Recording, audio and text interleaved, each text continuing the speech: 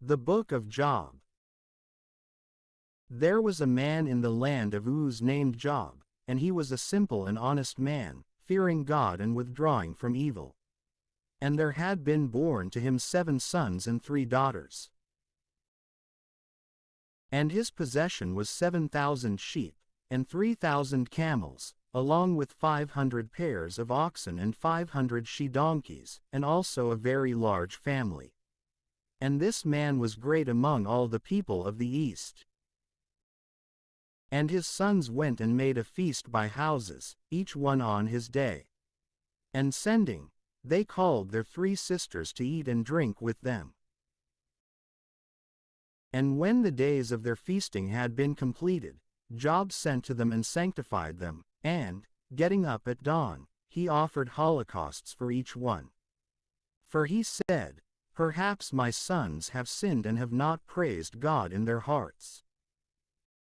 So Job did all the days. But on a certain day, when the sons of God came to attend in the presence of the Lord, Satan also arrived among them. The Lord said to him, "Where do you come from?" Answering, he said, "I have circled the land, and walked around in it." And the Lord said to him, "Have you not considered my servant, Job? For there is no one like him in the land, a simple and honest man, fearing God and withdrawing from evil." Answering him, Satan said, "Does Job fear God to no purpose? Have you not fortified him, as well as his house and every one of his belongings around him, blessed the works of his hands, and his possession has increased in the land? But extend your hand a little, and touch all that he possesses, and see if he still praises you to your face." Therefore, the Lord said to Satan, "Behold, everything that he has is in your hand, only do not extend your hand against him." And Satan departed from the face of the Lord. So, on a certain day, when his sons and daughters were eating and drinking wine, in the house of their firstborn brother, a messenger came to Job, who said, "The oxen were plowing, and the donkeys were grazing beside them, and the Sabaeans rushed in and carried away everything. And they struck the servants with the sword, and I alone evaded them to tell you." And while he was still speaking, another arrived, and he said, "The fire of God fell from heaven, and, having struck the sheep and the servants, it consumed them, and I alone escaped to tell you." And while he also was still speaking, another arrived, and he said, "The Chaldeans organized 3 attacks, and advanced on the camels and took them, and not only that, but they have struck the servants with the sword, and I alone fled to tell you." He was still speaking, and behold, another entered, and he said, "Your sons and daughters were feasting and drinking wine in the house of their firstborn brother, when suddenly a severe wind rushed forth from a region of the desert and shook the 4 corners of the house, which collapsed and crushed your children, and they are dead, and I alone escaped to tell you." Then Job got up and tore his garments, and, having shaved his head, he collapsed on the ground, and worshipped, and he said, "Naked I departed from my mother's womb, and naked I shall return. The Lord gave, and the Lord has taken away. Just as it pleased the Lord, so has it been done.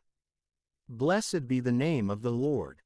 In all this, Job did not sin by his lips, nor did he speak any foolish thing against God. But it happened that, on a certain day, when the sons of God had arrived and they stood before the Lord, Satan likewise arrived among them, and he stood in his sight. So the Lord said to Satan, "Where do you come from?" Answering, he said, "I have circled the land, and walked around in it." And the Lord said to Satan, "Have you not considered my servant, Job, that there is no one like him in the land, a simple and honest man, fearing God and withdrawing from evil, and still retaining his innocence. Yet you have stirred me against him, so that I would afflict him to no purpose. Quote. Answering him, Satan said, Skin for skin, and everything that a man has, he will give for his life. Yet send your hand and touch his bone and his flesh, and then you will see whether or not he blesses you to your face. Therefore, the Lord said to Satan, Behold, he is in your hand, but even so, spare his life. And so, Satan departed from the face of the Lord, and he struck Job with a very serious ulcer from the sole of the foot all the way to the crown of his head. So he took a shard of earthenware and scraped the discharge, while sitting on a heap of refuse. But his wife said to him, Do you still continue in your 302 simplicity? Bless God and die. He said to her, You have spoken like one of the foolish wives.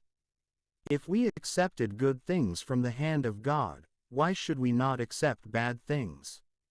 In all this, Job did not sin with his lips. And so, 3 friends of Job, hearing about all the evil that had befallen him, arrived, each one from his own place, Eliphaz the Themanite, and Baldad the Suhite, and Zophar the Naamathite. For they had agreed to come together to visit and console him.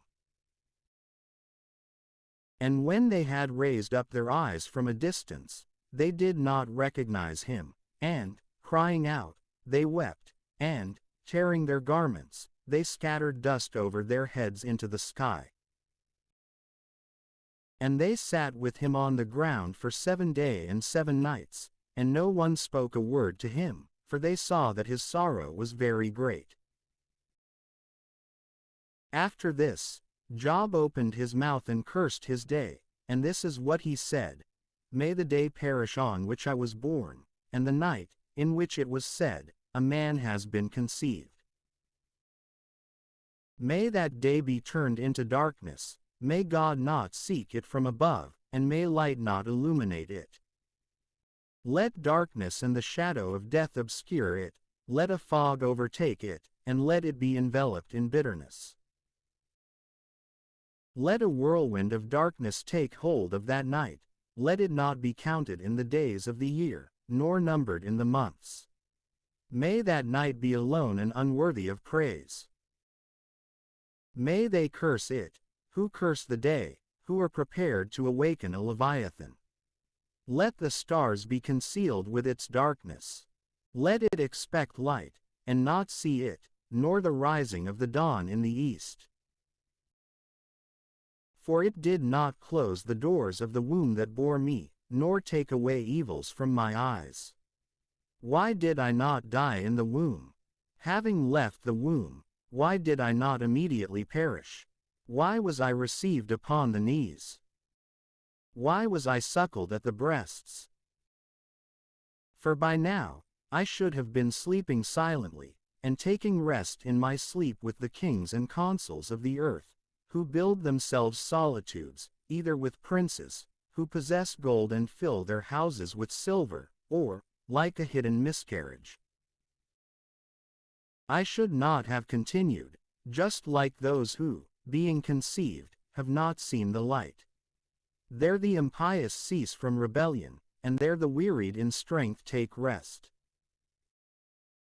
And at such times, having been bound together without difficulty, they have not heard the voice of the bailiff. The small and great are there, and the servant is free from his master.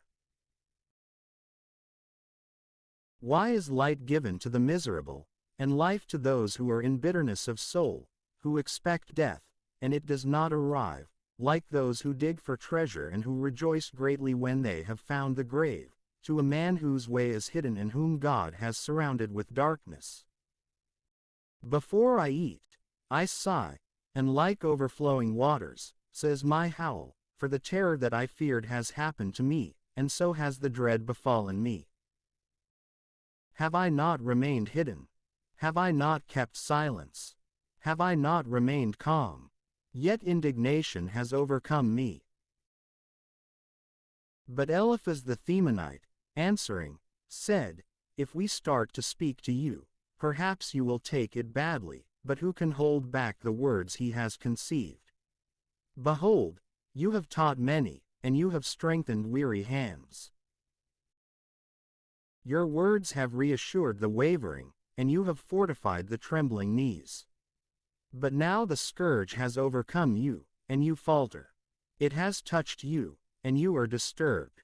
Where is your reverence, your fortitude, your patience, and the perfection of your ways? Consider this, I beg you, who ever perished being innocent? Or when have the righteous been destroyed? In fact, I have instead seen those who work iniquity and who sow resentments, reap them, perishing by the breath of God, and being consumed by the wrath of his Spirit.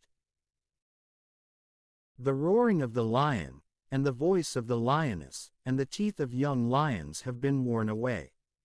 The tiger has perished because it does not have prey, and the young lions have been scattered. Furthermore, a word was spoken to me in secret, and, as if by theft, my ears received the pulse of its whisper. In the horror of a vision by night, when men are accustomed to be overtaken by a deep sleep, fear and trembling seized me and all my bones were terrified. And when a spirit passed before me, the hair on my body stood up.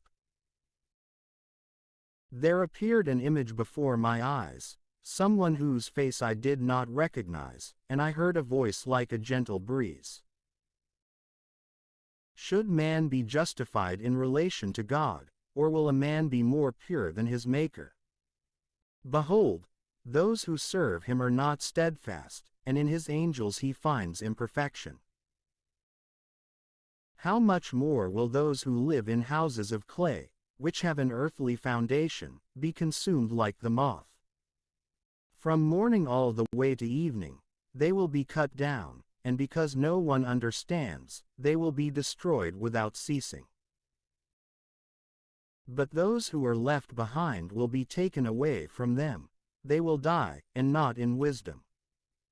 Therefore call, if there are any who will respond to you, and turn to one or another of the saints. Truly, anger condemns the foolish to death, and envy kills the petty. I have seen a fool with a strong root, and I have cursed his excellence without hesitation. His sons will be far from prosperity and will be crushed at the gate, and there will be none who can rescue them. Their harvest, the starving will eat. The armed man will rob him, and the thirsty will drink his resources. Nothing on earth occurs without a reason, and sorrow does not rise from the earth. Man is born to labor, and the bird to fly. Therefore, because of this, I will beg the Lord, and place my eloquence before God. He does great and unfathomable and miraculous things without number. He gives rain over the face of the earth and irrigates all things with the waters. He places the humble on high and encourages the grieving towards health. He dispels the thoughts of the spiteful, lest their hands be able to complete what they had begun.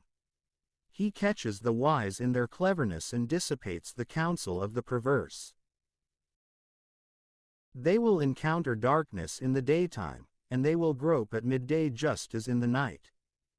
Thereafter, he will act to save the needy from the sword of their mouth, and the poor from the hand of the violent. And there will be hope for those in need, for iniquity will diminish its speech. Blessed is the man whom God corrects. Therefore, do not reject the chastisement of the Lord. For he wounds and he cures, he strikes and his hands will heal. He will deliver you into 6 tribulations, and in the 7th, evil will not touch you. During famine, 303 he will rescue you from death, and during war, from the hand of the sword. You will be hidden from the scourge of the tongue, and you will not fear calamity when it arrives. In desolation and in famine, you will laugh, and you will not dread the beasts of the earth. For you are in harmony with the stones of the land, and the beasts of the earth will make peace with you. And you will know that your home has peace, and, concerning your appearance, you will not sin. Likewise, you will know that your offspring will be manifold and your progeny will be like the grass of the earth.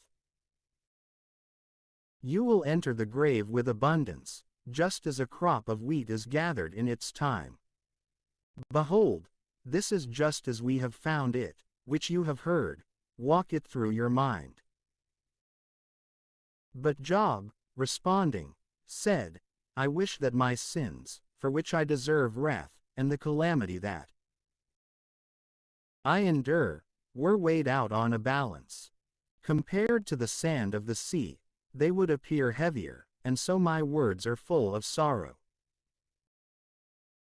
For the arrows of the Lord are in me, my spirit drinks of their indignation, and the terrors of the Lord are soldiers against me. Will the wild ass bray when he has grass? Or will the ox bellow when he stands before a full manger? Or can one eat bland food, which is not seasoned with salt? Or can anyone taste that which, if tasted, causes death? The things that my soul was unwilling to touch before, now, because of anguish, are my foods. Who will grant that my petition may arrive and that God may bestow on me what I expect, and that he who, at first, had crushed me, will let loose his hand and cut me down? And may this be my consolation, that in afflicting me with sorrow, although he might not be lenient with me, I still do not contradict the words of the Holy One. For what is my strength, that I may continue? Or what is my goal, so that I may act patiently? My strength is not the strength of stones, nor is my flesh made of bronze. Behold, there is no help for me in myself, and my loved ones also have withdrawn from me. He who takes away mercy from his friend, abandons the fear of the Lord. My brethren have disregarded me, like a torrent that passes swiftly through the steep valleys. Those who fear frost, snow will rush over them. At that time, when they are scattered, they will perish, and when it becomes hot, they will be freed from their place. The paths of their steps are entangled, they will walk in vain and will perish. Consider the paths of Tema, the ways of Saba, and wait a little while. They have been thrown into confusion, just as I had hoped. They have even come to me and are overwhelmed with shame. Now you have arrived, and merely by seeing my affliction, you are afraid. Did I say, bring to me and give to me from your necessities? Or, free me from the hand of the enemy and rescue me from the hand of the strong? Teach me, and I will be silent, and if by chance I have been ignorant of anything, instruct me. Why have you diminished the words of truth, when there is none of you who is able to offer proof against me? You prepare speeches as so much noise, and you offer words into the wind. You encroach upon the orphan, and you strive to undermine your friend. Such is true, so finish what you have begun. Listen closely, and see if I lie. Respond, I beg you, without contention, and, speaking what is just, pass judgment. And you will not find iniquity on my tongue, nor will foolishness resound in my throat. The life of a man on the earth is a battle, and his days are like the days of a hired hand. Just as a servant desires the shade, and just as the hired hand looks forward to the end of his work, so also have I had empty months and have counted my burdensome nights. If I lie down to sleep, I will say, when will I rise? And next I will hope for the evening and will be filled with sorrows even until darkness. My flesh is clothed with particles of rottenness and filth, my skin is dried up and tightened. My days have passed by more quickly than threads are cut by a weaver, and they have been consumed without any hope. Remember that my life is wind, and my eye will not return to see good things.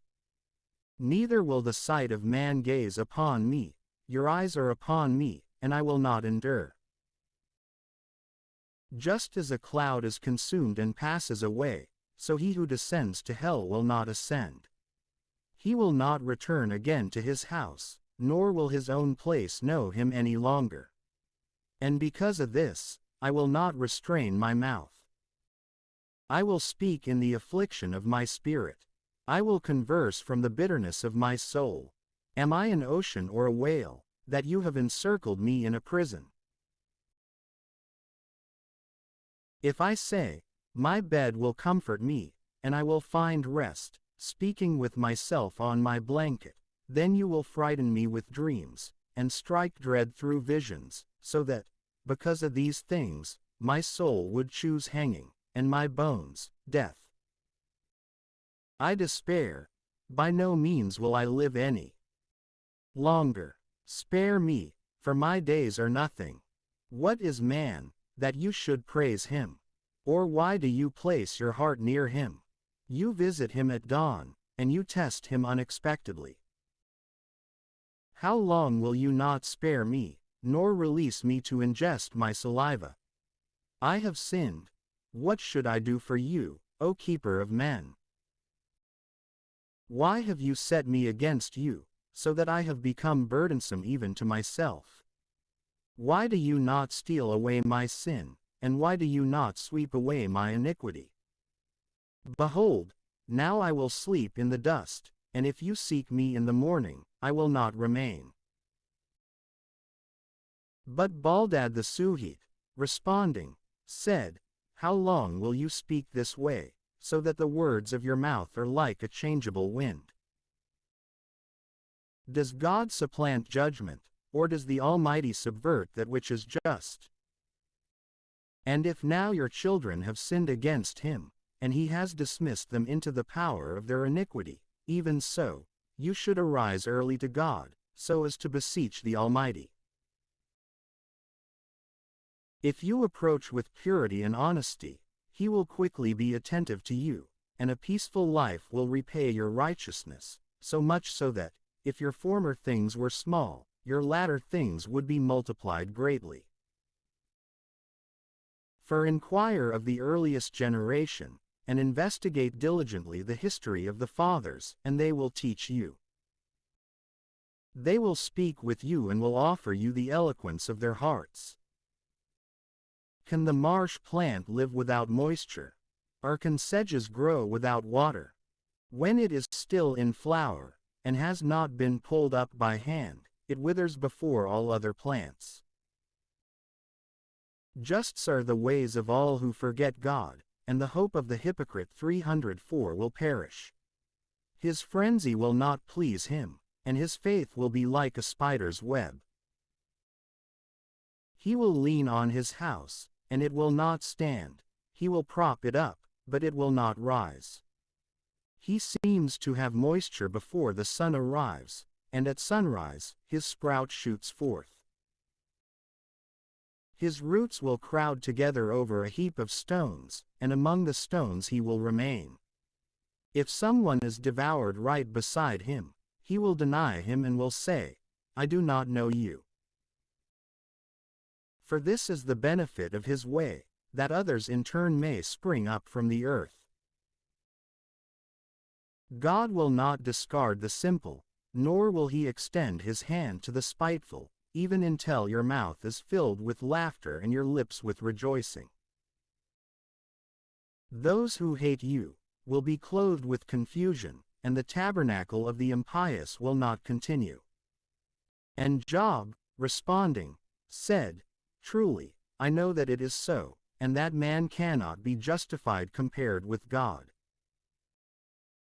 If he chooses to contend with him, he is not able to respond to him once out of 1,000 times. He is understanding in heart and mighty in strength, who has resisted him and yet had peace.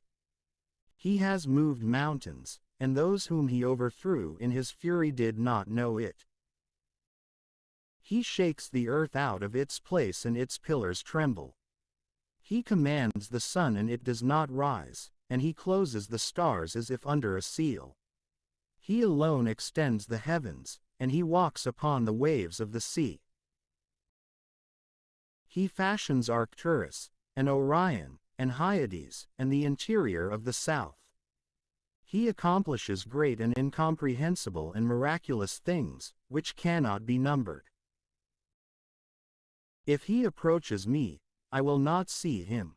If he departs, I will not understand.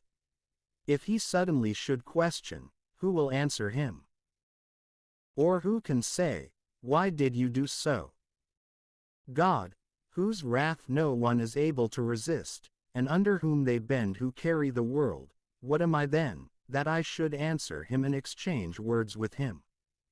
And if I now have any justice, I will not respond, but will beseech my judge. And if he should listen to me when I call, I would not believe that he had heard my voice. For he will crush me in a whirlwind and multiply my wounds, even without cause. He does not permit my spirit to rest, and he fills me with bitterness. If strength is sought, he is most strong. If equity in judgment, no one would dare to give testimony for me. If I wanted to justify myself, my own mouth will condemn me. If I would reveal my innocence, he would prove me depraved. And if I now became simple, my soul would be ignorant even of this, and my life would weary me. There is one thing that I have said, both the innocent and the impious he consumes. If he scourges, let him kill all at once, and not laugh at the punishment of the innocent. Since the earth has been given into the hand of the impious, he covers the face of its judges, for if it is not him, then who is it? My days have been swifter than a messenger, they have fled and have not seen goodness. They have passed by like ships carrying fruits, just like an eagle flying to food. If I say, by no means will I speak this way. I change my face and I am tortured with sorrow. I have dreaded all my works, knowing that you did not spare the offender. Yet, if I am also just as impious, why have I labored in vain? If I had been washed with snow-like waters, and my hands were shining like the cleanest thing, yet you would plunge me in filth, and my own garments would abhor me. For even I would not answer a man who were like myself, nor one who could be heard with me equally in judgment. There is no one who could both prevail in argument and in placing his hand between the two. Let him take his staff away from me, and let not the fear of him terrify me. I will speak and I will not fear him, for in fearfulness I am not able to respond. My soul is weary of my life. I will release my words against myself. I will speak in the bitterness of my soul. I will say to God, do not be willing to condemn me. Reveal to me why you judge me this way. Does it seem good to you, if you find fault with me and oppress me, the work of your own hands, and assist the counsel of the impious? Do you have bodily eyes? Or, just as man sees, will you see? Are your days just like the days of man, and are your years as the times of humans, so that you would inquire about my iniquity and examine my sin? And you know that I have done nothing impious, yet there is no one who can deliver from your hand. Your hands have made me and formed me all around, and, in this way, do you suddenly throw me away? Remember, I ask you, that you have fashioned me like clay, and you will reduce me to dust. Have you not extracted me like milk and curdled me like cheese? You have clothed me with skin and flesh. You have put me together with bones and nerves. You have assigned to me life and mercy, and your visitation has preserved my spirit. Though you may conceal this in your heart, yet I know that you remember everything.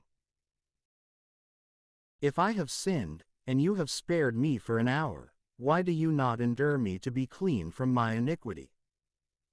And if I should be impious, woe to me, and if I should be just, I will not lift up my head, being drenched with affliction and misery. And because of pride, you will seize me like a lioness, and having returned, you torment me to an extraordinary degree. You renew your testimony against me, and you multiply your wrath against me, and these punishments make war within me. Why did you lead me out of the womb? If only I had been consumed, so that no eye would ever see me.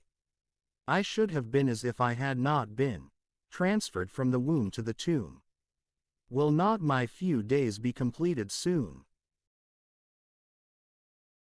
Release me, therefore, so that I may lament my sorrows a little, before I depart and return no more to a land that is dark and covered with the fog of death, a land of misery and darkness, where the shadow of death, and nothing else but everlasting horror, dwells.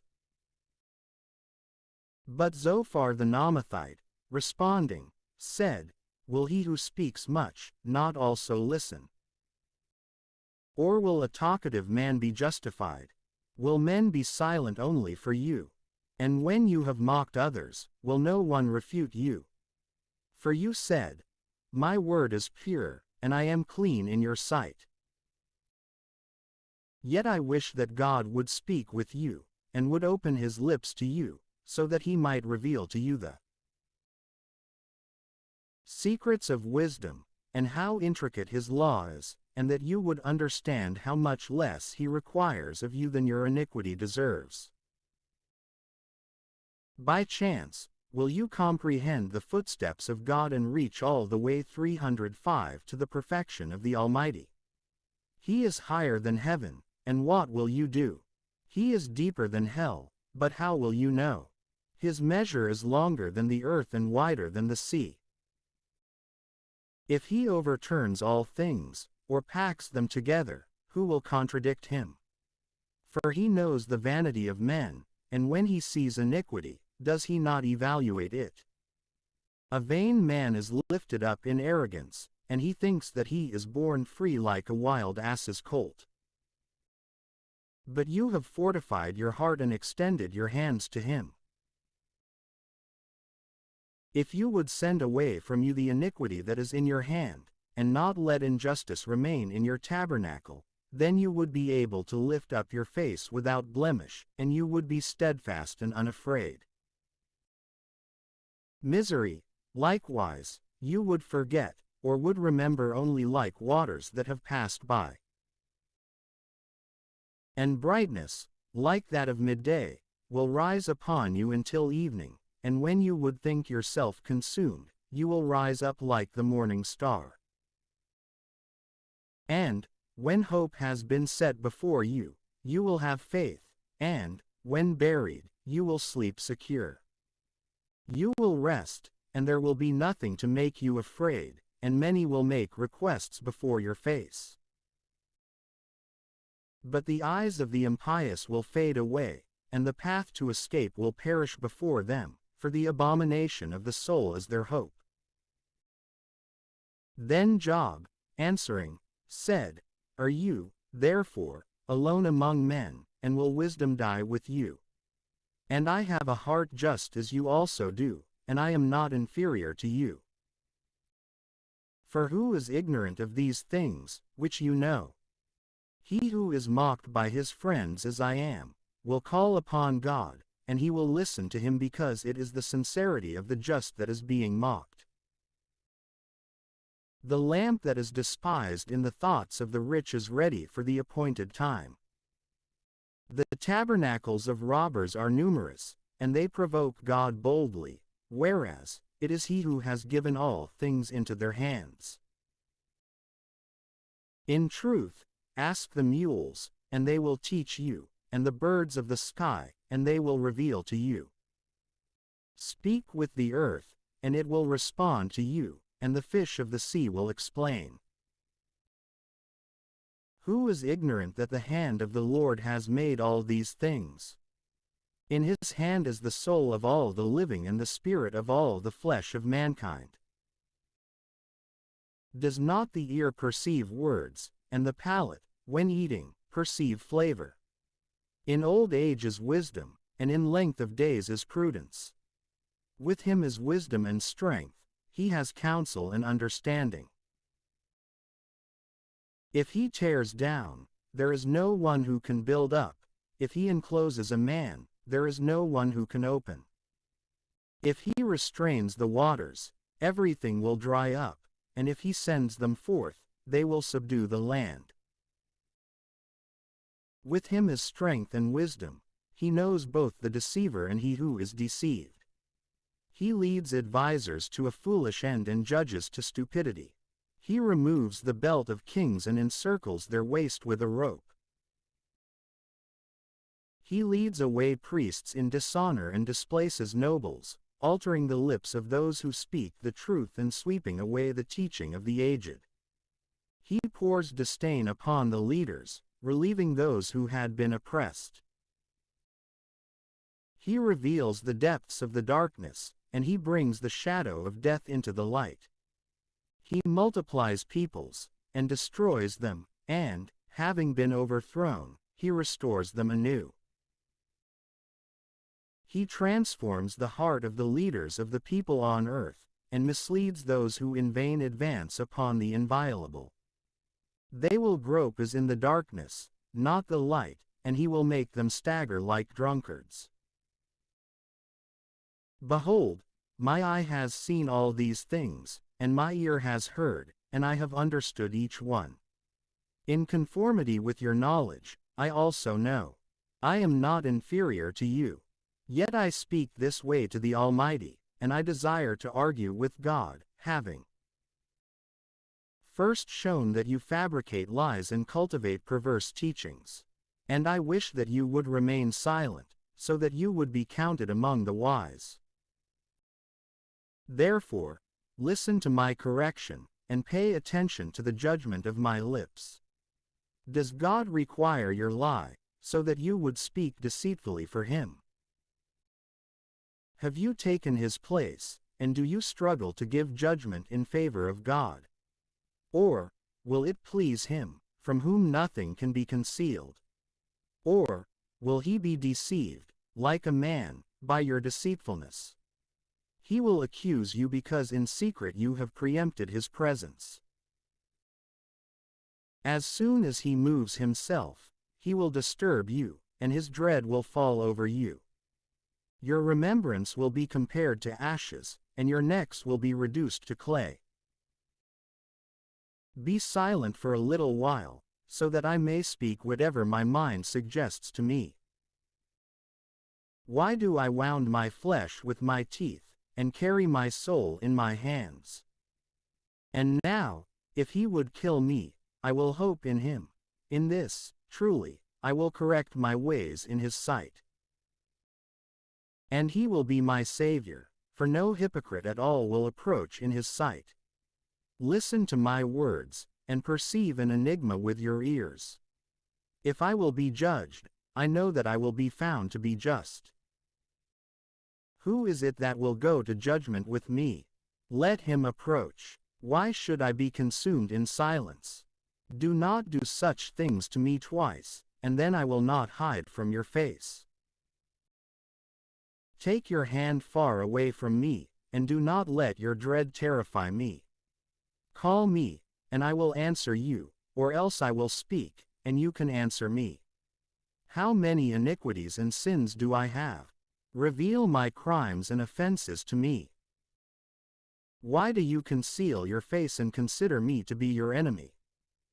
Against a leaf, which is carried away by the wind, you reveal your power, and you pursue dry straw. For you write bitter things against me, and you want to consume me for the sins of my youth. You have put my feet on a tether, and you have observed all my paths, and you have considered the steps of my feet. I will be left to decay like something rotten and like a garment that is being eaten by moths. Man, born of woman, living for a short time, is filled with many miseries. He comes forth like a flower, and is crushed, and he flees, as if a shadow, and never remains in the same state. And do you consider it fitting to look down with your eyes on someone in this way and to lead him into judgment with you? Who can make him clean who is conceived of unclean seed? Are you not the only one who can? The days of man are short, and the number of his months is with you. You have determined his limits, which cannot be surpassed. Withdraw a little from him, so that he may rest, until his awaited day arrives, like that of the hired hand. A 306 tree has hope.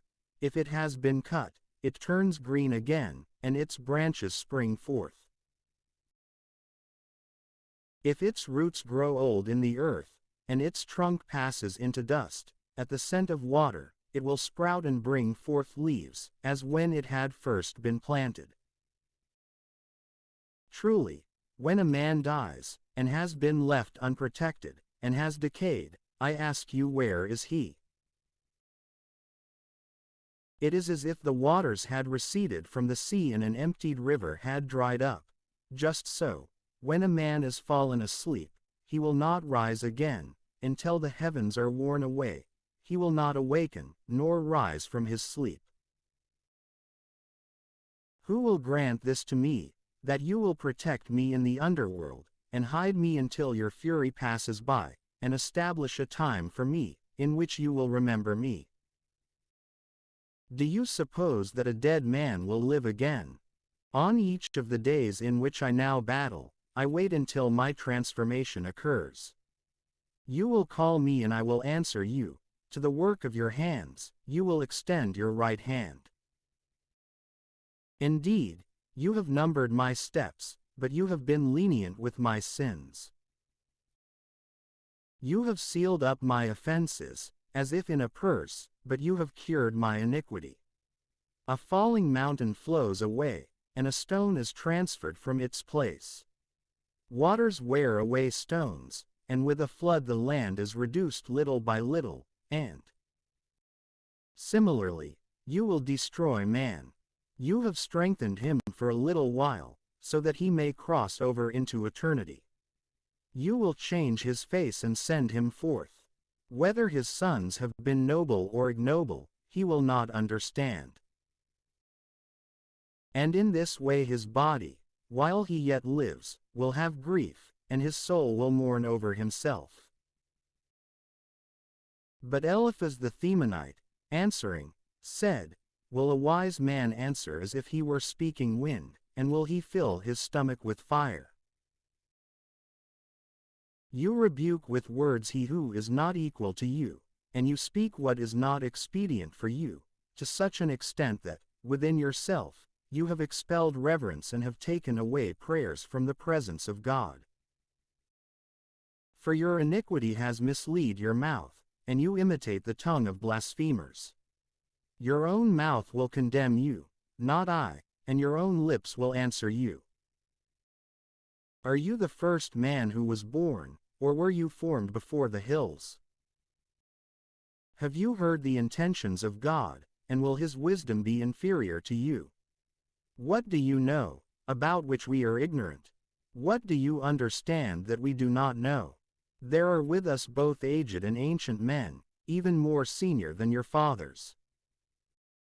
Is it so important that God should console you?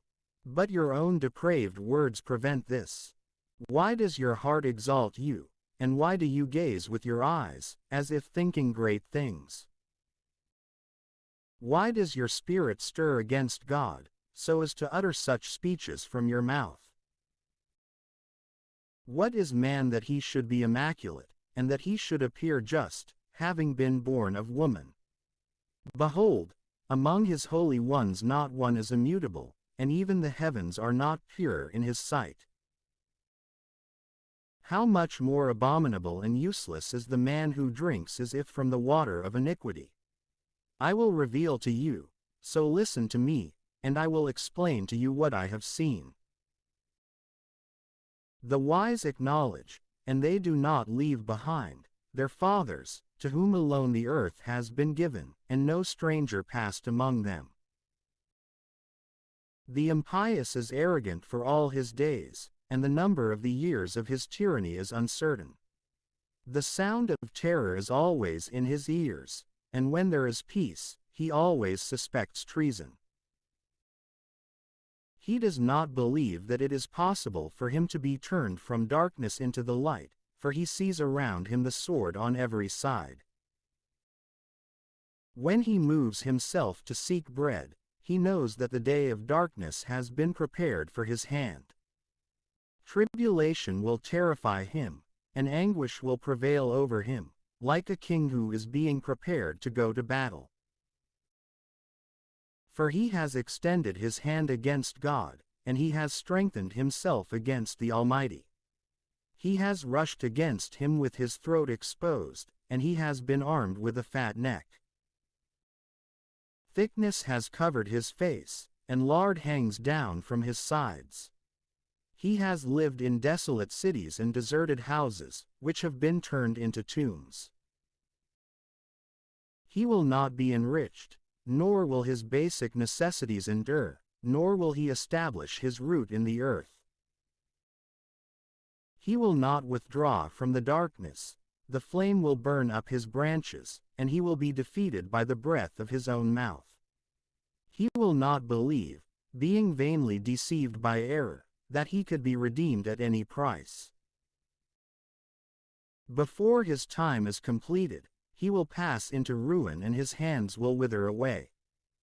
He will be wounded like a grapevine, when its cluster is in first flower, and like an olive tree that casts off its flower. For the congregation of the hypocrites is fruitless, and fire will devour the tabernacles of those who love to accept money. He has conceived sorrow, and he has brought forth iniquity, and his womb prepares deceit. Then Job, answering, said, I have often heard such things, you are all aggravating comforters. Will there be no end to windy words? Or is it at all a burden to you, if you speak? I, too, can speak like you, and I also wish that your soul favored my soul. I would also comfort you with speeches and would wag my head over you. I would strengthen you with my mouth, and would move my lips, as if being lenient to you. But what can I do? When I am speaking, my grief will not be quiet, and if I am quiet, it will not withdraw from me. But now my grief has crushed me, and all my limbs have been reduced to nothing. My wrinkles bear witness against me, and a liar rises up against my face, contradicting me. He has gathered together his fury towards me, and, threatening me, he has roared against me with his teeth. My enemy has beheld me with terrible eyes. They have opened their mouths against me, and, reproaching me, they have struck me on the cheek. They are nourished by my sufferings. God has confined me with the immoral, and he has delivered me into the hands of the impious. I, who once was wealthy, am now crushed. He has grabbed me by my neck. He has broken me and has placed me before him as a sign. He has surrounded me with his lances. He has severely wounded my lower back. He has not been lenient, and he has poured out my organs upon the earth. He has cut me with wound after wound. He has rushed upon me like a giant. I have sewn sackcloth over my skin, and I have covered my body with ashes. My face is swollen from weeping, and my eyelids have dimmed my vision. These things I have endured without iniquity in my hand, while I held pure prayers before God. O earth, 307 Do not conceal my blood, nor let my outcry find a hiding place in you. For behold, my witness is in heaven, and my confidant is on high. My friends are full of words, my eye rains tears upon God. And I wish that a man might be so judged before God, just as the Son of Man is judged with his assistant. For behold, a few years pass by, and I am walking a path by which I will not return. My spirit will be wasted, my days will be shortened, and only the grave will left for me. I have not sinned, yet my eye remains in bitterness. Free me, O Lord, and set me beside you, and let the hand of anyone you wish fight against me. You have set their heart far from discipline, therefore, they will not be praised. He promises prey to his companions, but the eyes of his sons will grow faint. He has posted me like a proverb to the people, and I am an example in their presence. My eyesight has been clouded by indignation, and my limbs have been reduced, as if to nothing. The just will be astounded over this, and the innocent will be stirred up against the hypocrite. And the just will cling to his way, and clean hands will increase strength. Therefore, be converted, all of you, and approach, for I do not find in you any wisdom. My days have passed away, my thoughts have been scattered, tormenting my heart. They have turned night into day, and I hope for light again after the darkness. If I should wait, the underworld is my house, and in darkness I have spread out my bed. I have said to decay and to worms, you are my father, my mother, and my sister. Therefore, where is my expectation now, and who is it that considers my patience? Everything of mine will descend into the deepest underworld. Do you think that, in that place at least, there will be rest for me? But Baldad the Suhite responded by saying, how long will you throw around words? Understand first, and then let us speak. Why have we been treated like mules, as if we were unworthy before you? You, who ruins your own soul in your fury, will the earth be forsaken because of you, and will the cliffs be moved from their place? Will not the light of the impious be put out, and the flame of his fire refuse to shine? Light will become darkness in his tabernacle, and the lamp that is over him will be extinguished. His strong steps will be constrained, and his own counsel will cast him down uncontrollably. For he has caused his own feet to go into a net, and he has walked into its web. His heel will be held in a snare, and thirst will rage against him. A trap has been hidden for him in the earth, and a decoy along his path. Horrifying things will terrify him everywhere and will entangle his feet. Let his strength be diminished by famine, and let starvation invade his ribs. Let it devour the beauty of his skin, let the ancient death consume his arms. Let his confidence be torn away from his tabernacle, and let ruin trample over him like a king. Let the companions of he who is not dwell in his tabernacle, let brimstone rain down upon his tabernacle. Let his roots be dried up from beneath him, and his harvest be crushed from above. Let the memory of him perish from the earth, and let not his name be celebrated in the streets. He will expel him from light into darkness, and he will remove him from the world.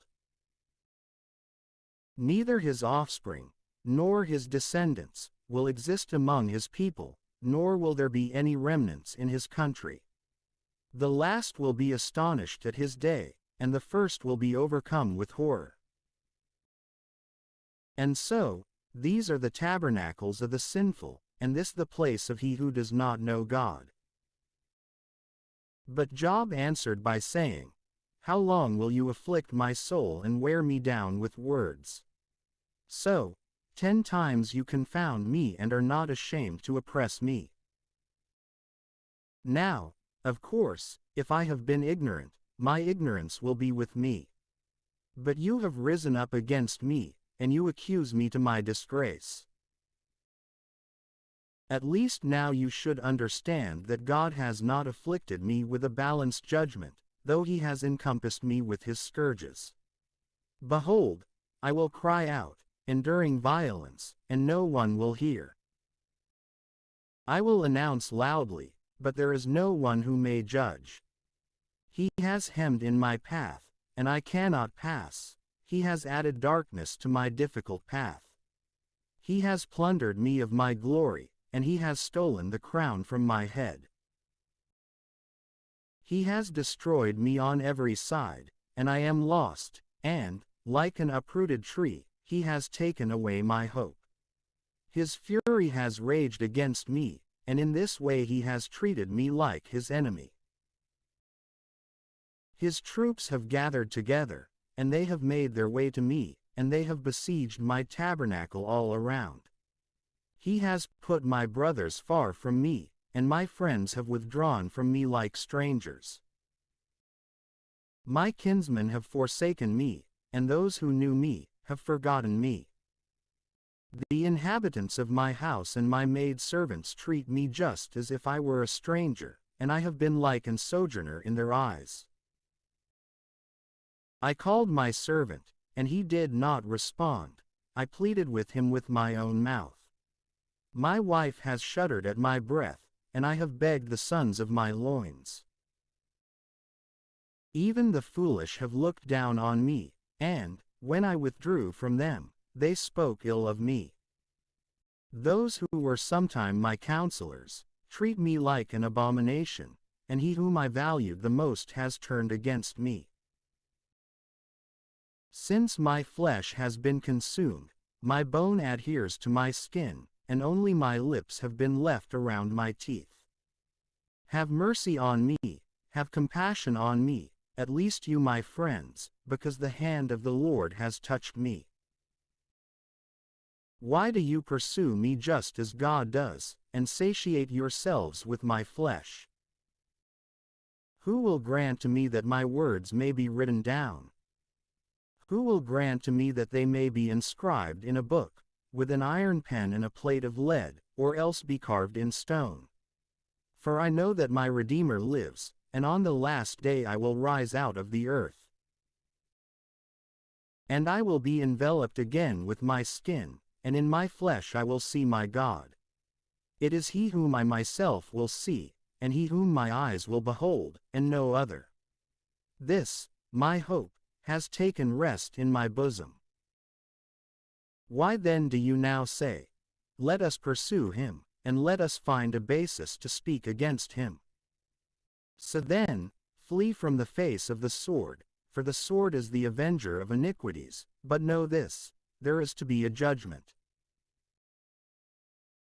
Then Zophar the Naamathite answered by saying, in response, various thoughts succeed one 308 another in me, and my mind moves quickly through different ideas. The teaching you use to admonish me, I will hear, and the spirit of my understanding will respond for me. This, I know, is from the beginning, from the time that man was set over the earth, that the praise of the impious shall be short, and the joy of the hypocrite lasts only a moment. If his pride ascends even towards the heavens, and his head touches the clouds, in the end, he will be destroyed like a trash heap, and those who had seen him will say, where is he? Like a dream that flies away, he will not be found, he will pass away like a nightmare. The eyes that had seen him will not see him, no longer will his own place admire him. His sons will be worn away by poverty, and his own hands will deliver his grief to him. His bones will be filled with the vices of his youth, and they will sleep with him in the dust. For, when evil will be sweet in his mouth, he will hide it under his tongue. He will permit it, and not abandon it, and he will conceal it in his throat. His bread in his belly will be turned into the venom of snakes within him. The riches that he devours, he will vomit up, and from his stomach God will draw them out. He will suck the head of snakes, and the tongue of the viper will kill him. He will be repaid for all he has done, yet he will not be consumed. According to the multitude of his schemes, so also will he suffer. For, having broken in, he stripped the poor. He has quickly stolen away a house he did not build. And yet his stomach will not be satisfied, and when he has the things he desires, he will not be able to possess them. Nothing remained of his portion, and, because of this, nothing will continue of his kind. When he will be satisfied, he will be constrained, he will seethe, and all anguish will fall upon him. May his stomach be filled, so that God may send forth the fury of his wrath to him and may rain down his battle upon him. He will flee from weapons of iron, and he will fall in an ark of brass, which had been drawn and had issued forth from its sheath, glittering in its bitterness. The horrible ones will go forth and approach over him. All darkness has been hidden in his secrecy. A fire that has not been set will devour him. He will be thrown down and forsaken in his tabernacle. The heavens will reveal his sinfulness, and the earth will rise up against him. The offspring of his house will be exposed. He will be pulled down in the day of God's wrath. This is the portion of a wicked man from God, and the inheritance of his words from the Lord. Then Job responded by saying, I beseech you to hear my words and to do penance. Permit me, and I will speak, and afterwards, if you see fit, you can laugh at my words. Is my dispute against man, so that I would have no reason to be discouraged? Listen to me and be astonished, and place a female has given birth and is not deprived of her newborn. Their little ones go out like a flock, and their children jump around playfully. They take up the timbrel and the lyre, and they rejoice at the sound of the organ. Their days are prolonged in wealth, yet, in an instant, they descend into hell. Who has said to God, Depart from us, for we do not want the knowledge of your ways? Who is the Almighty that we should serve him? And how is it helpful to us if we pray to him? It is true that their good things are not in their power. May the counsel of the impious be far from me. How often will the lamp of the wicked be extinguished, and a deluge overtake them, and how often will he distribute the afflictions of his wrath? They will be like chaff before the face of the wind, and like ashes that the whirlwind scatters. God will preserve the grief of the father for his sons, and, when he repays, then he will understand. His eyes will see his own destruction, and he will drink from the wrath of the Almighty. For what does he care what happens to his house after him, or if the number of its months are reduced by half? Can anyone teach holy knowledge to God, who judges the exalted? This one dies strong and healthy, rich and happy. His gut is full of fat and his bones are moistened with marrow. In truth, another dies in bitterness of soul, without any resources. And yet they will sleep together in the dust, and worms will cover them. Surely, I know your thoughts and your sinful judgments against me. For you say, Where is the house of the ruler, and where are the tabernacles of the impious? Ask any passerby whom you wish, and you will realize that he understands these same things, that the evildoer is reserved for the day of destruction, and he will be led to the day of wrath. Who will reprove his way to his face, and who will repay him for what he has done? He will be led to the tomb, and he will remain awake in the chaos of the dead. He has been found acceptable to the banks of the river of lamentation, and he will draw any man towards him, and there are countless before him. Therefore, how long will you console me in vain, when your answer is shown to be repugnant to truth?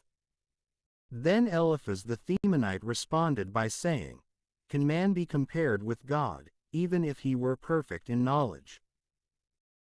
What advantage is it to God, if you were just? Or what do you provide for him, if your way should be immaculate? Will he reprove you and take you to judgment for being afraid, and not because of your many evil deeds and your infinite unfairness? For you have taken away the collateral of your brothers without cause, and stripped them naked of their clothing. You have not given water to the weary, you have taken bread away from the hungry. By the strength of your arm, you took possession of the land, and you retain it by being the strongest. You have sent widows away empty, and you have crushed the shoulders of orphans. Because of this, you are surrounded by traps, and unexpected fears will disturb you. And did you think that you would not see darkness and that you were not to be overwhelmed by the onrush of overflowing waters? Have you not considered that God is higher than the 309 heavens and is lifted above the height of the stars?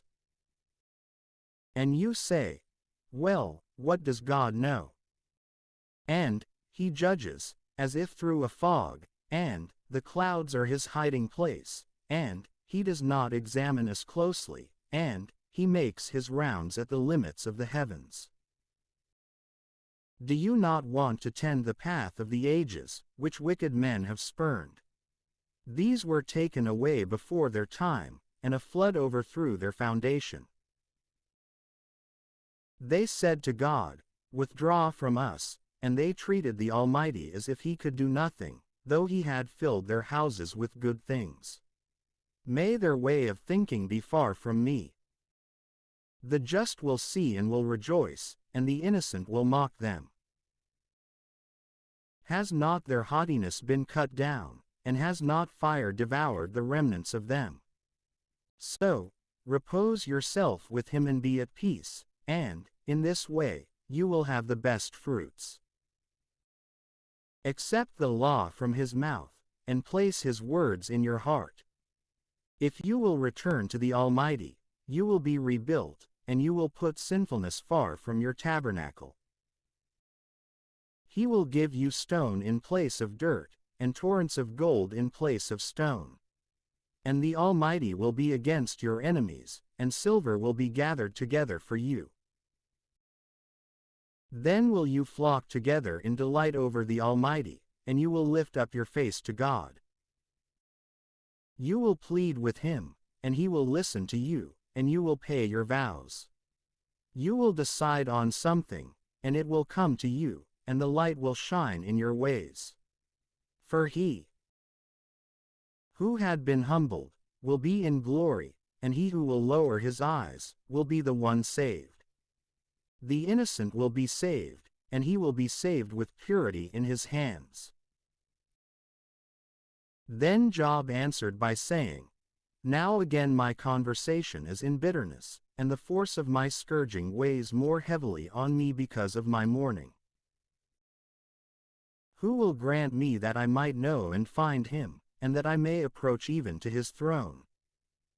I would place judgment before His eye, and my mouth would fill with criticism, so that I may know the words that He will answer me and understand what He will say to me. I do not want Him to contend with me with much strength, nor to overwhelm me with the bulk of His greatness. Let Him show fairness in response to me, and let my judgment reach to victory. If I go to the east, He does not appear. If I go to the west, I will not understand Him. If I turn to the left, what can I do? I will not take hold of Him. If I turn myself to the right, I will not see Him. Truly, he knows my way and has tested me like gold that passes through fire. My feet have been following his footsteps, I have kept to his way and have not strayed from it. I have not withdrawn from the commands of his lips, and the words of his mouth I have hidden in my sinews. For he is alone, and no one is able to disturb his intention, and whatever his spirit wills, that he accomplishes. And when he fulfills his will in me, many other similar ones will also be present with him. And, for this reason, I have been troubled at his presence, and, when I consider him, I am approached by fear. God has weakened my heart, and the Almighty has confused me. Yet I have not perished because of the threatening darkness, nor has gloom covered my face. The times are not hidden from the Almighty, even those who know him, do not know his days. Some have crossed the boundaries, plundered the flocks, and given them pasture. They have driven away the donkey of orphans, and have taken the cow from the widow as collateral. They have undermined the way of the poor, and have pressed together the meek of the earth. Others, like wild asses in the desert, go forth to their work.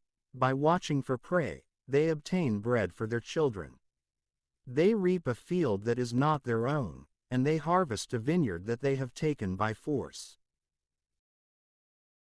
They send men away naked, having taken the clothing of those who have no covering in the cold. These are wet with the mountain rain, and, having no covering, they embrace the rocks.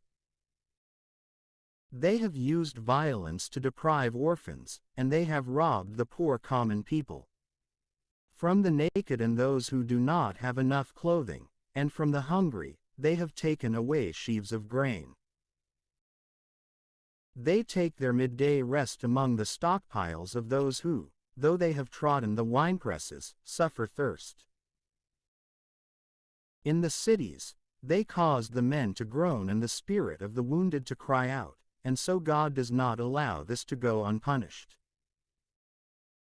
They have been rebellious against the light, they have not known his ways, nor have they returned by his paths. The killer of men rises at first light, he executes the destitute and the poor, but, in truth, he is like a thief in the night. The eye of the adulterer waits for darkness, saying, "No eye will see me," and he covers his face. He passes through houses in the night-time, just as they had agreed among themselves in the daytime, and they are ignorant of the light. If sunrise should suddenly appear, it is treated by them like the shadow of death, and they walk in darkness, as if in light. He is nimble on the surface of water. His place on land is to be accursed. May he not walk by way of the vineyards. May he cross from the snowy waters to excessive heat, and his sin, all the way to hell. Let mercy forget him. His charm is worms. Let him not be remembered, but instead be broken like an unfruitful tree. For he has fed on the barren, who does not bear fruit, and he has not done good to the widow. He has pulled down the strong by his strength, and, when he stands up, he will not have trust in his life. God has given him a place for repentance, and he abuses it with arrogance, but his eyes are upon his ways. They are lifted up for a little while, but they will not continue, and they will be brought low, just like all things, and they will be taken away, and, like the tops of the ears of grain, they will be crushed. But, if this is not so, who is able to prove to me that I have lied and to place my words before God? Then Baldad the Suhite answered by saying, Power and terror are with him that makes a pact with those in high places. Is there any limit to the light rises? Is it right for man to compare himself to God? Behold, even the moon is not radiant, and the stars are not pure, in his sight. And much more than worms. 310 Then Job responded by saying, Whose assistant are you? Is he weak-minded, and do you sustain the arm of him that is not strong? To whom have you given advice? Perhaps it is to him any ideas. Who is it that you breath of life? Behold, giant things groan under the waters, and they dwell with them, for perdition. He stretched out the north over emptiness, and he suspended the land over nothing. He secures the water. He holds back the face of his throne, and he stretches his cloud over it. He has set limits around the waters, until light and darkness shall reach their limit.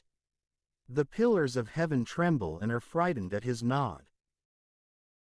By his strength, the seas suddenly gather together, and his foresight has struck the arrogant.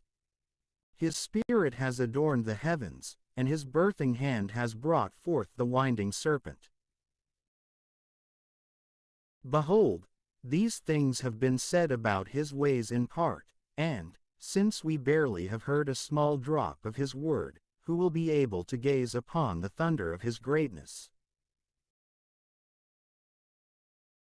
Job also added to this, using figures of speech, and he said, As God lives, who has taken away my judgment, and the Almighty, who has led my soul to bitterness, as long as my breath remains in me and the breath of God remains in my nostrils, my lips will not speak iniquity, nor will my tongue devise lies. Far be it from me that I should judge you to be right, for, until I expire, I will not withdraw from my innocence. I will not forsake my justification, which I have just begun to grasp, for my heart does not find blame for me in my whole life. Let the impious be as my enemy, and the sinful as my adversary.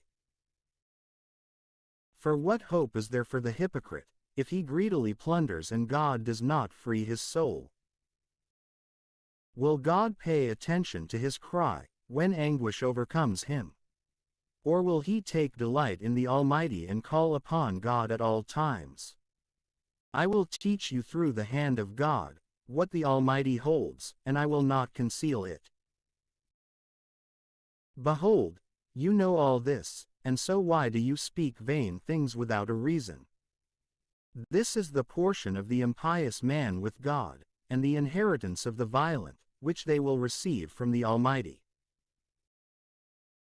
If his sons should happen to increase, they will be for the sword, and his grandsons will not be satisfied with bread. Whatever will remain of him will be buried in the ruins, and his widows will not weep. If he will amass silver as if it were dirt and fabricate garments as if they were clay, then yes, he will gather, but the just will be clothed with it and the innocent will divide the silver. He has built his house like a moth, and he has made a makeshift shelter like a sentry. When he falls asleep, the rich man will leave him with nothing, he will open his eyes and find nothing. Destitution will surround him like water, a storm will overwhelm him in the night. A burning wind will pick him up and carry him away, and, like a whirlwind, it will rush him from his place. And it will hurl over him and will not spare him, fleeing from its power, he will go into exile. He will clasp his hands over himself, and he will hiss at himself, while considering his situation. Silver has its fissures where it is first found, and gold has a place where it is melted. Iron is taken from the earth, and ore, unbound by heat, is turned into brass. He has established a time for darkness, and he has settled on an end for all things, as well as for the stone that is in the gloom and shadow of death. The burning separates a pilgrim people from those who have been forgotten by the feet of the destitute man and from the unapproachable. The land, where bread appeared in its place, has been destroyed by fire. Its stones are embedded with sapphires, and its soil, with gold. The bird does not know its path, nor has the eye of the vulture beheld it. The sons of merchants have not walked there, nor has the lioness traveled through it. He has stretched out his hand to the rocks, he has overturned the foundations of the mountains. He has cut rivers through the rocks, and his eye has seen all precious things. The depths of rivers he has also examined, and he has brought hidden things into the light.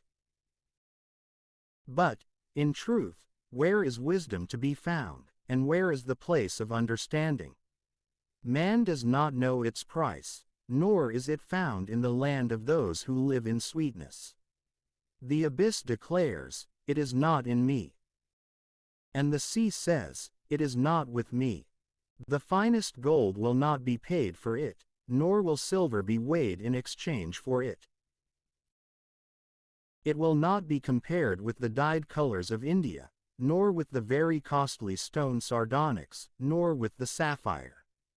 Neither gold nor crystal will be its equal, neither will vessels of gold be fitted for it. The exalted and the eminent will not be remembered in comparison with it. Yet wisdom is drawn out of concealment. The topaz of Ethiopia will not be equal to it, nor will it be compared to the purest dyes. So then, where does wisdom begin, and where is the place of understanding? It has been hidden from the eyes of all living things, just as the birds of the heavens escape notice. Perdition and death have said, "With our ears, we have heard its fame." God understands its way, and he knows its location. For he beholds the limits of the world, and he looks upon all things that are under heaven. He created a counterweight for the winds, and he suspended the waters to measure them. At that time, he gave a law to the rain and a path to the resounding storms. Then he saw and explained it, and he made ready and examined it. And he said to man, "Behold the fear of the Lord. Such is wisdom, and to withdraw from evil, this is understanding." Job also added to this, using figures of speech, and he said, "Who will grant to me that I might be as I was in former months, according to the days when God kept watch over me? At that time, his lamp shined over my head, and by his light, I walked through the darkness. I was then just as in the days of my youth, when God was privately in my tabernacle. At that time, the Almighty was with me and my children surrounded me. Then, I washed my feet with butter, and a boulder poured out rivers of oil for me. When I went to the gate of the city, or to the main street, they prepared a chair for me. The youths saw me and hid themselves, and 311 the elders, rising up, remained standing. The leaders stopped talking, and they placed a finder over their mouth. The commanders subdued their voice, and their tongue adhered to their throat. The ear that heard me, blessed me, and the eye that saw me, gave testimony for me. This was because I had freed the poor, who cried out, and the orphan, who had no helper. The blessing of him who would have been destroyed came upon me, and I consoled the heart of the widow. I put on justice, and I clothed myself with my judgment, like a robe and a diadem. I was an eye for the blind and a foot for the lame. I was the father of the poor, and if I lacked knowledge about any case, I investigated very diligently. I crushed the jaws of the impious, and I took away prey from his teeth. And I said, I will die in my little nest, and like a palm tree, I will multiply my days. My root has been spread beside the waters, and the dew will remain with my harvest. My glory will always be restored, and my bow will be restored to my hand. Those who heard me expected vindication, and they listened closely in silence to my counsel. To my words, they dared to add nothing, and my eloquence poured over them. They waited for me as for rain, and they opened their mouth as for belated rains. If I had ever laughed at them, they would not have believed it, and the light of my face was not cast down towards the ground. If I wished to go to them, I sat down first, and, though I sat like a king surrounded by an army, yet I was a comforter to those who mourned. But now, those younger in years scorn me, whose fathers I would not have seen fit to place with the dogs of my flock, the strength of whose hands was nothing to me, and they were considered unworthy of life itself. They were barren from poverty and hunger, they gnawed in solitude, layered with misfortune and misery. And they chewed grass and the bark from trees, and the root of junipers was their food. They took these things from the steep valleys, and when they discovered one of these things, they rushed to the others with a cry. They lived in the parched desert and in caves underground or above the rocks. They rejoiced among these kinds of things, and they considered it delightful to be under thorns. These are the sons of foolish and base men, not even paying any attention to the land. Now I become their song, and I have been made into their proverb. They loathe me, and so they flee far from me, and they are not reluctant to spit in my face. For he has opened his quiver and has afflicted me, and he has placed a bridle in my mouth. Immediately, upon rising, my calamities rise up to the right. They have overturned my feet and have pressed me down along their way like waves. They have diverted my journeys, they have waited to ambush me, and they have prevailed, and there was no one who might bring help. They have rushed upon me, as when a wall is broken or a gate opened, and they have been pulled down into my miseries. I have been reduced to nothing. You have taken away my desire like a wind, and my health has passed by like a cloud. But now my soul withers within myself, and the days of affliction take hold of me. At night, my bone is pierced with sorrows, and those who feed on me do not sleep. By the sheer number of them my clothing is worn away, and they have closed in on me like the collar of my coat. I have been treated like dirt, and I have been turned into embers and ashes. I cry to you, and you do not heed me. I stand up, and you do not look back at me. You have changed me into hardness, and, with the hardness of your hand, you oppose me. You have lifted me up, and, placing me as if on the wind, you have thrown me down powerfully. I know that you will hand me over to death, where a home has been established for all the living. Truly, then, you do not extend your hand in order to consume them, and if they fall down, you will save them. Once, I wept over him who was afflicted, and my soul had compassion on the poor. I expected good things, but evil things have come to me. I stood ready for light, yet darkness burst forth. My insides have seethed, without any rest, for the days of affliction have prevented it. I went forth mourning, without anger, and rising up, I cried out in confusion. I was the brother of snakes, and the companion of ostriches. My skin has become blackened over me, and my bones have dried up because of the heat. My harp has been turned into mourning, and my pipes have been turned into a voice of weeping. I reached an agreement with my eyes, that I would not so much as think about a virgin. For what portion should God from above hold for me, and what inheritance should the Almighty from on high keep? Is not destruction held for the wicked and repudiation kept for those who work injustice? Does he not examine my ways and number all my steps? If I have walked in vanity, or if my foot has hurried towards deceitfulness, let him weigh me in a just balance, and let God know my simplicity. If my steps have turned aside from the way, or if my heart has followed my eyes, or if a blemish has clung to my hands, then may I sow, and let another consume, and let my offspring be eradicated. If my heart has been deceived over a woman, or if I have waited in ambush at my friend's door, then let my wife be the harlot of another, and let other men lean over her. For this is a crime and a very great injustice. It is a fire devouring all the way to perdition, and it roots out all that springs forth.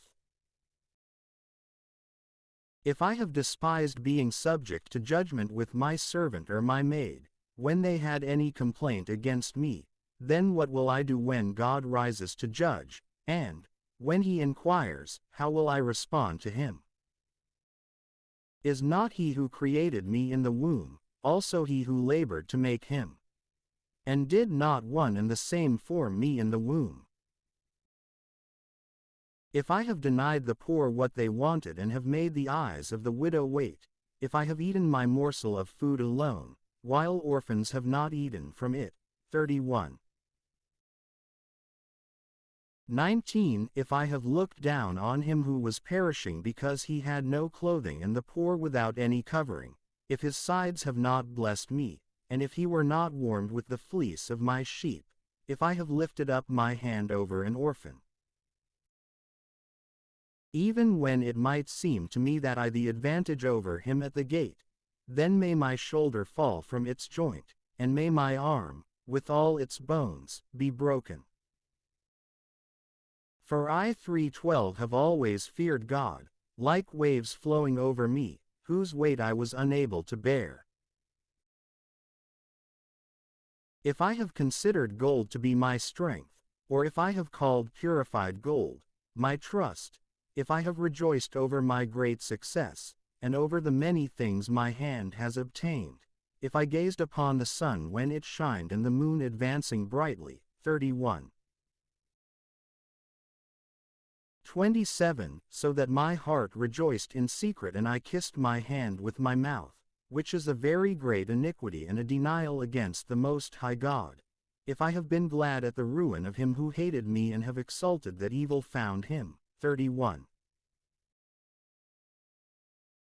30. For I have not been given my throat to sin by asking for a curse on his soul, if the men around my tabernacle have not said, he might give us some of his food, so that we will be filled, for the foreigner did not remain at the door, my door was open to the traveler, if, as man does, I have hidden my sin and have concealed my iniquity in my bosom, if I became frightened by an excessive crowd, and the disrespect of close relatives alarmed me, so that I would much rather have remained silent or have gone out the door, then would he grant me a hearing, so that the Almighty would listen to my desire, and he who judges would himself write a book, which I would then carry on my shoulder and wrap around me like a crown. With each of my steps, I would pronounce and offer it, as if to a prince.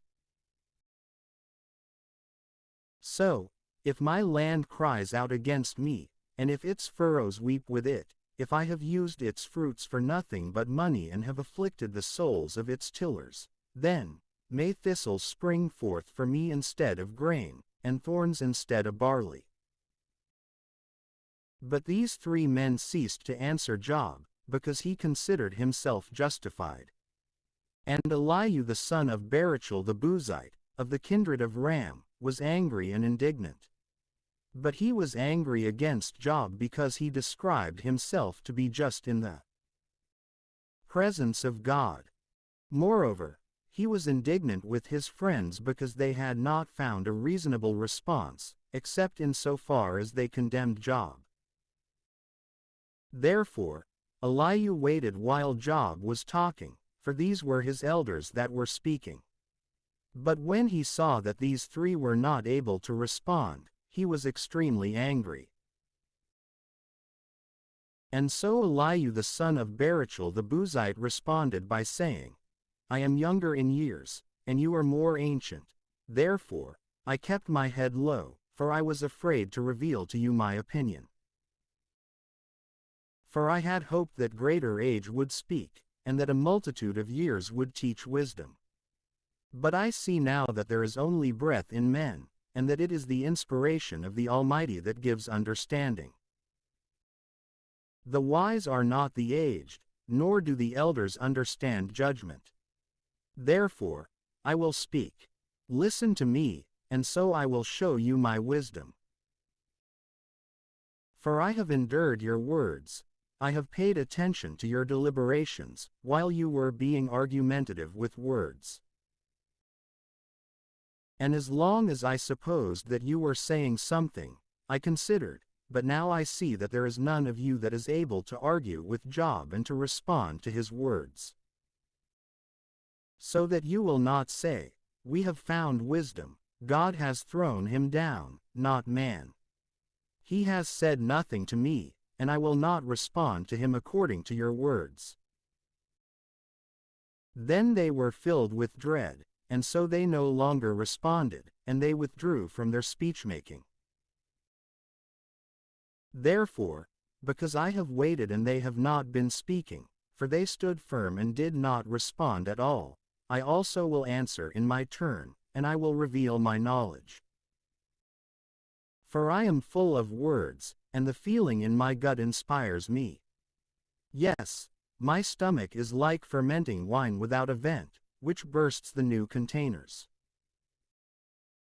I should speak, but I will also breathe a little. I will open my lips, and I will answer. I will not esteem the reputation of a man, and I will not equate God with man. For I do not know how long I will continue, and whether, after a while, my Maker might take me away. Therefore, hear my speeches, Job, and listen to all my words. Behold, I have opened my mouth. Let my tongue speak along with my throat.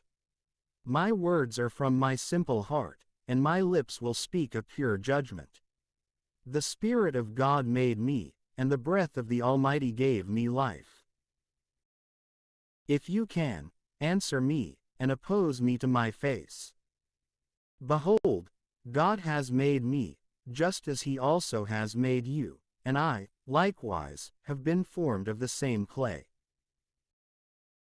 So, truly, do not let my wonders terrify you, and do not let my eloquence be burdensome to you.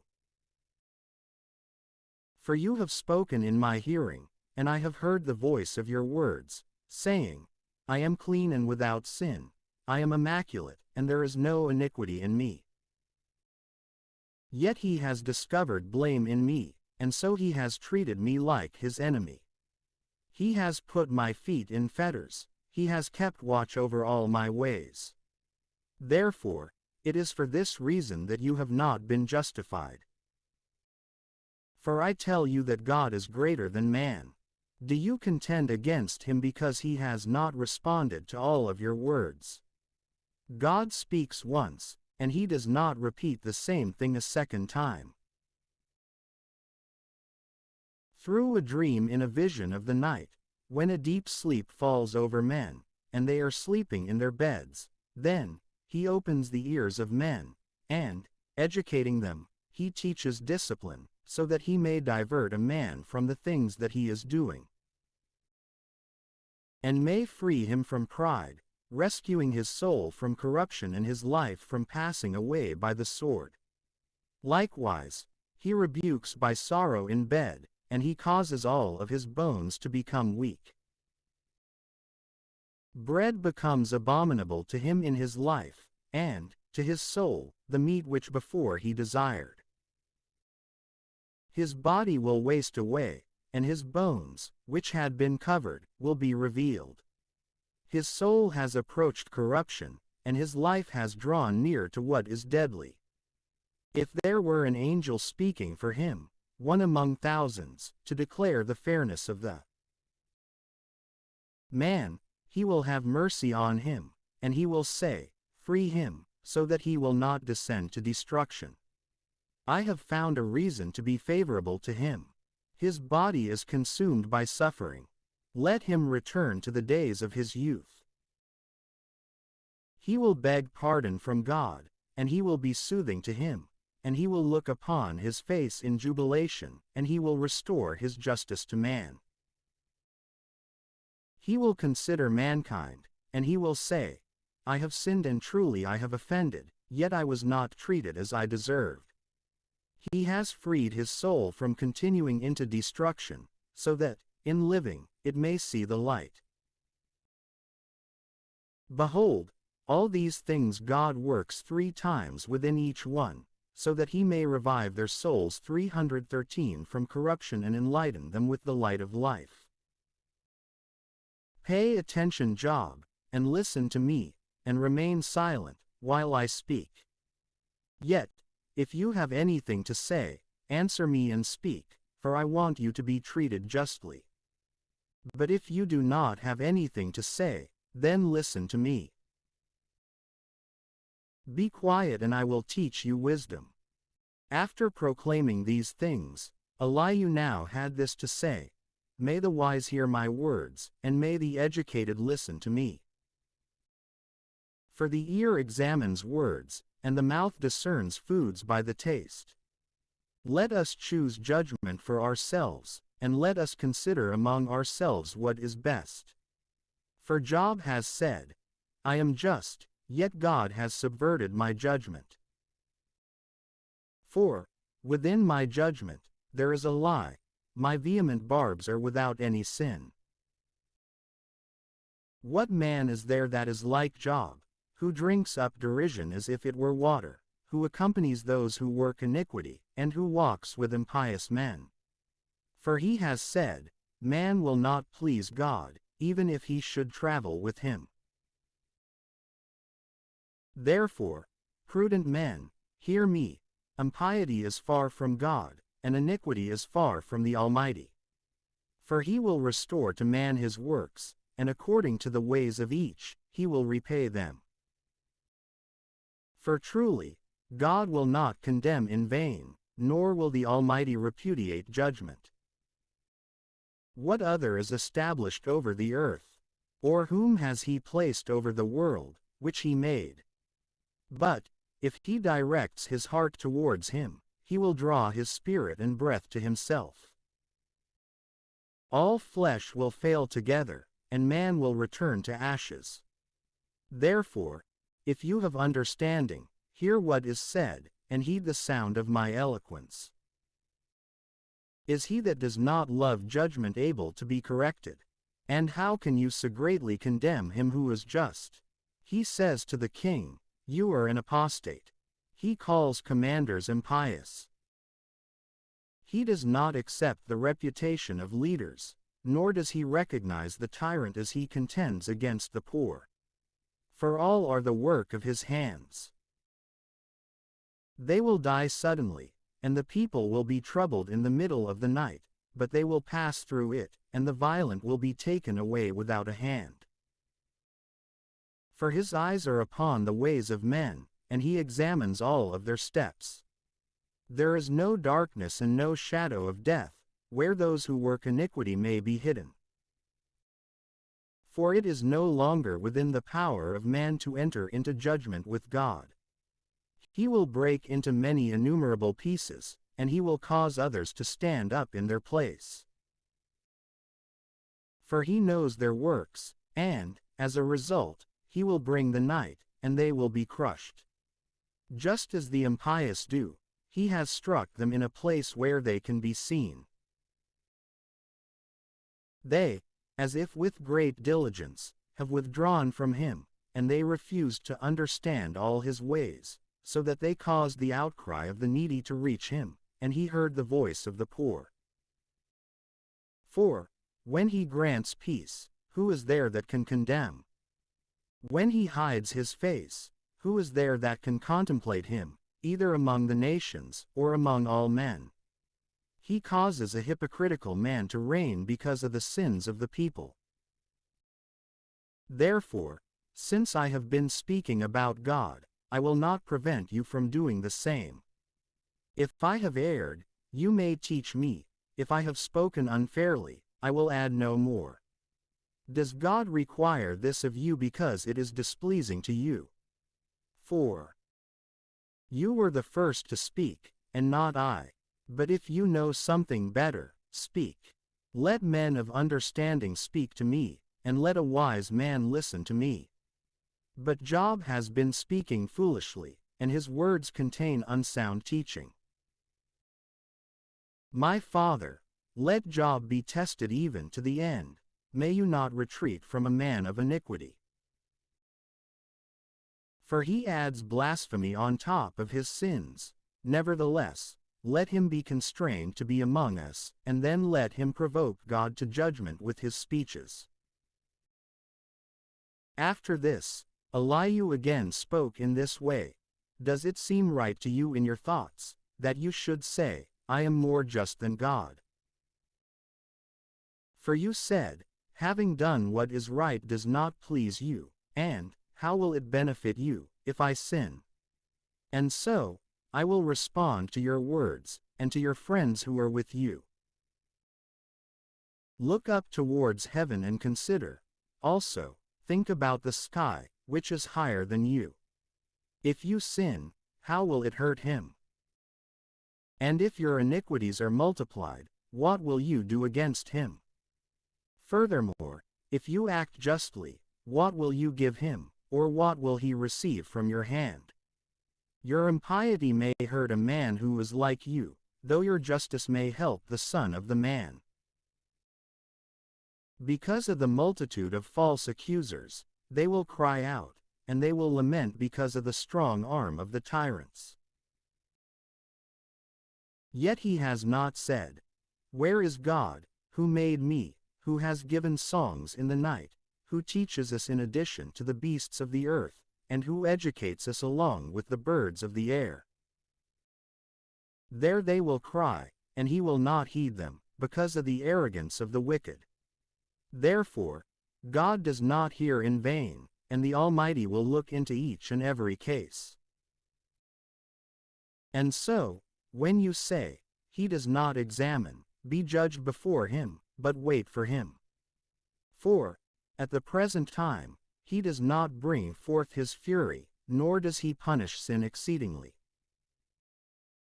Therefore, Job has opened his mouth in vain and has multiplied words without knowledge.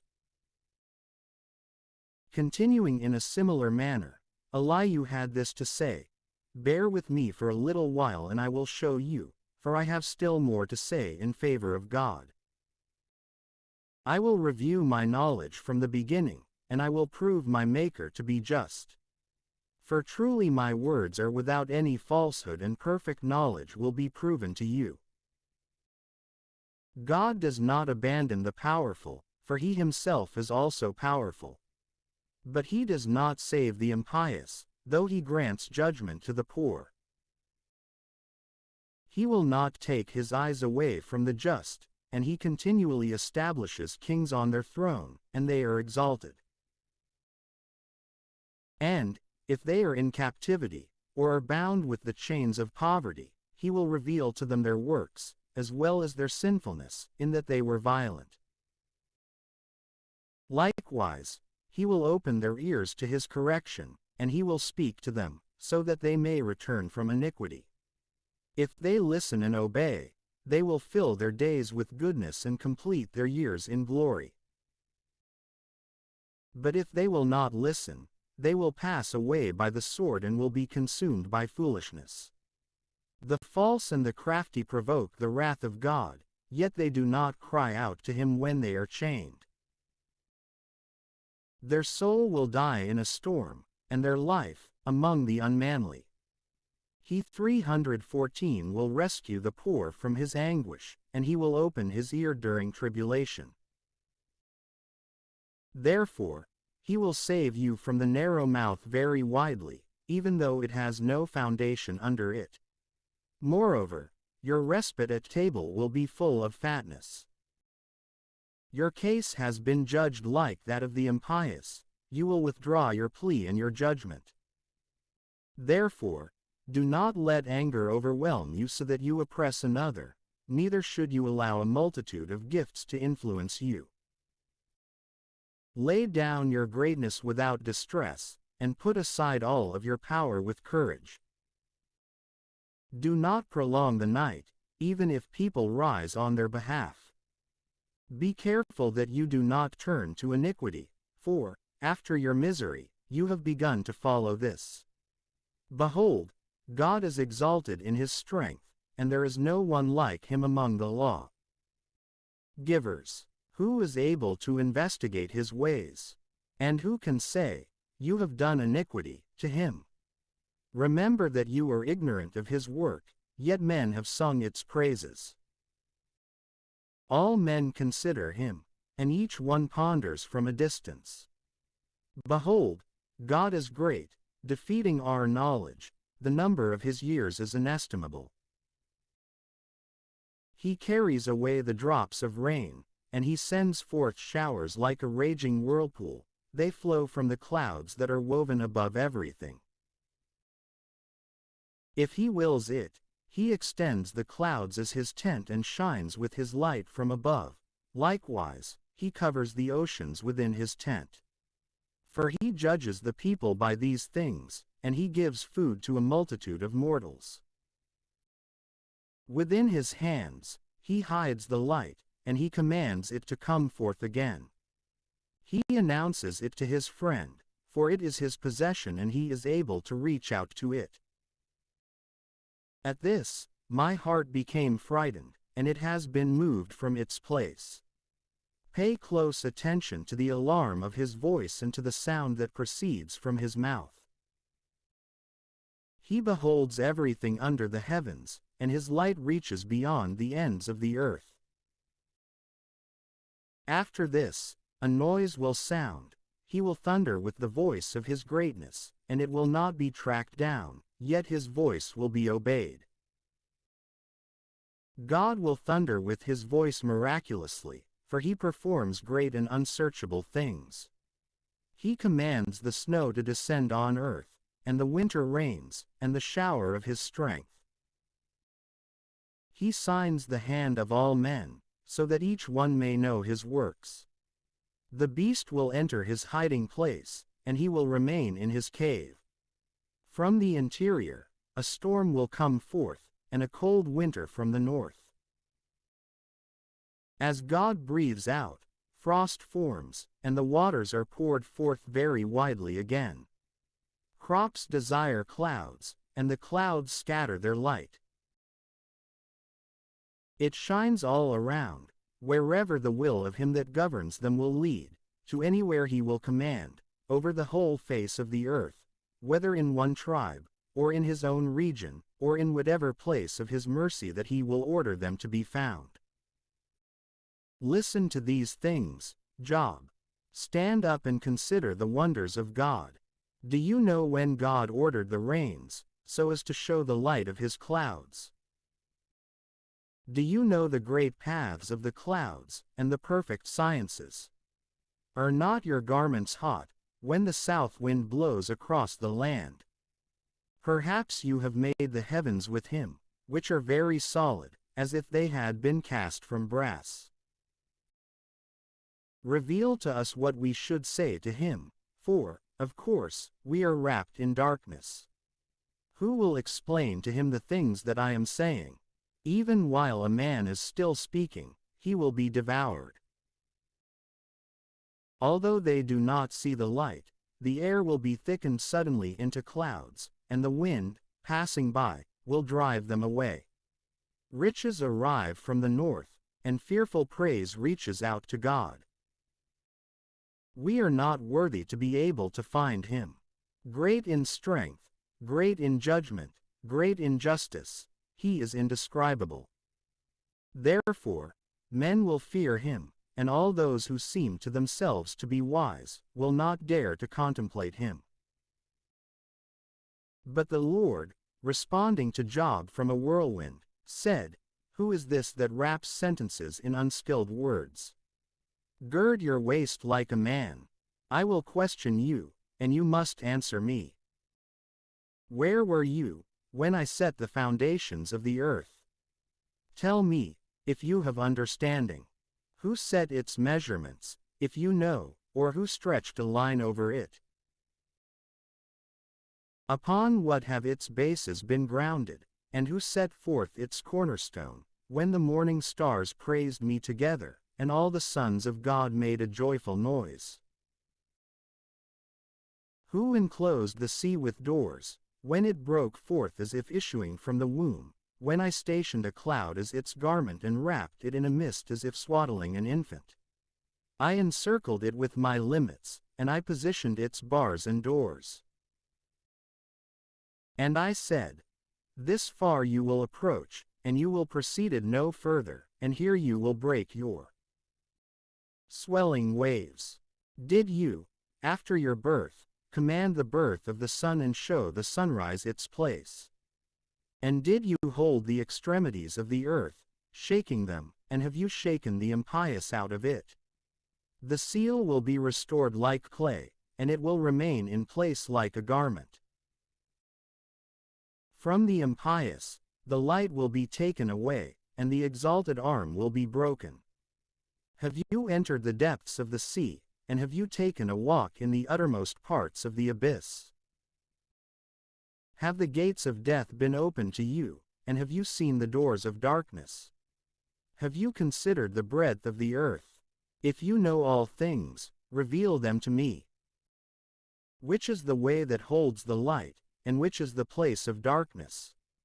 In this way, you might lead each thing to its final place, and understand the paths of its house. So then, did you know when you were to be born? And did you know the number of your days? Have you been admitted into the storehouses of the snows, and have you gazed upon the stockpile of the brimstone, which I have prepared for the time of the enemy, for the day of the battle and the war? In what way is the light scattered, and the heat distributed, over the earth?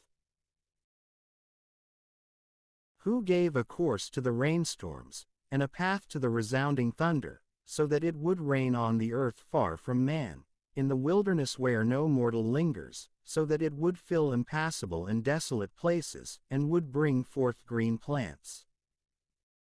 Who is the father of rain, or who conceived the drops of dew? From whose womb did the ice proceed, and who created the frost from the air?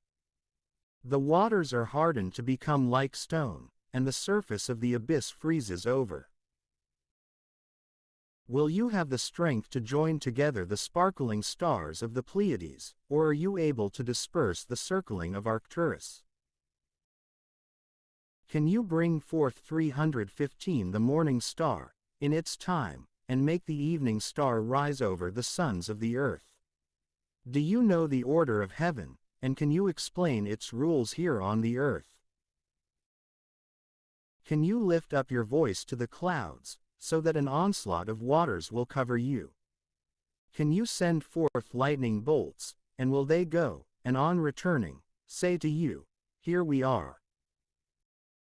Who placed discernment in the guts of man, or who gave the rooster intelligence? Who can describe the rules of the heavens, or who can put to rest the harmony of heaven? When was the dust cast to become the earth, and when were its clods fastened together?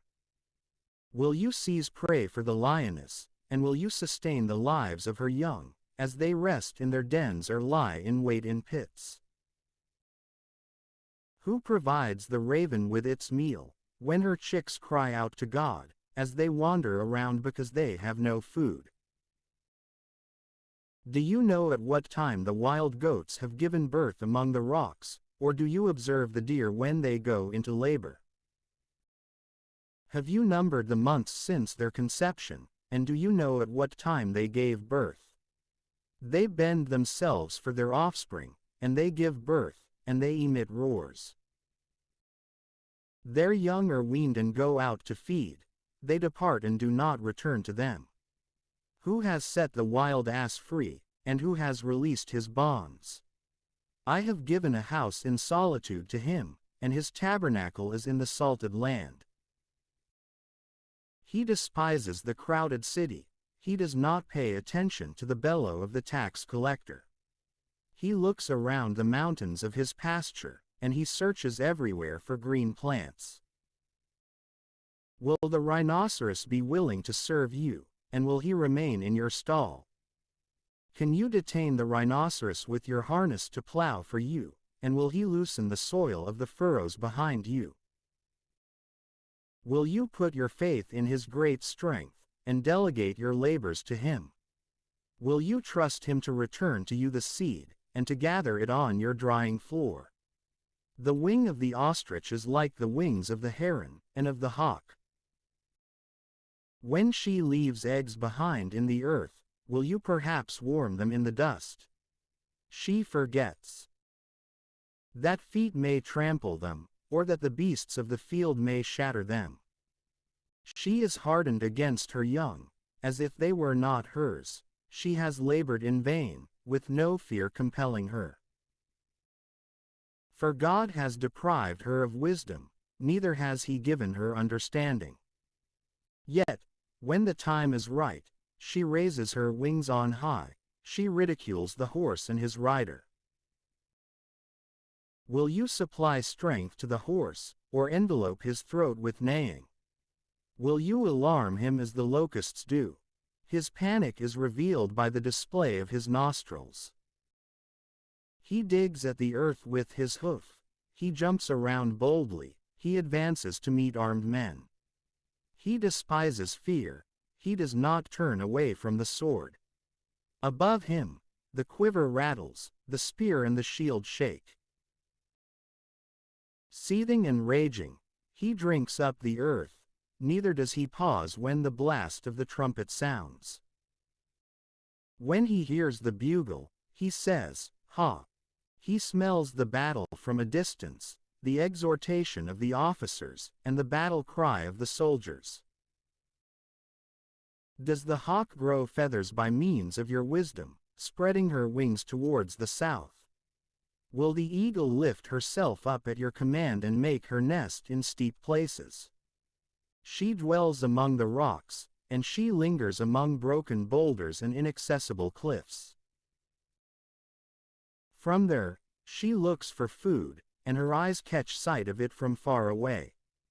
Her young will drink blood, and wherever the carcass will be, she is there immediately. And the Lord continued, and he said to Job, "Will he who contends with God be so easily silenced? Certainly, he who argues with God must also respond to him." Then Job answered the Lord, saying, "What could I possibly answer, since I have been speaking thoughtlessly? I will place my hand over my mouth.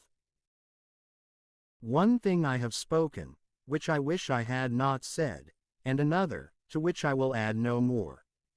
But the Lord, answering Job out of the whirlwind, said, "Gird your waist like a man. I will question you, and you must answer me. Will you make my judgment null and void, and will you condemn me so that you may be justified? And do you have an arm like God, or a voice like thunder? Envelop yourself with splendor, and raise yourself up on high, and be glorious, and put on splendid garments.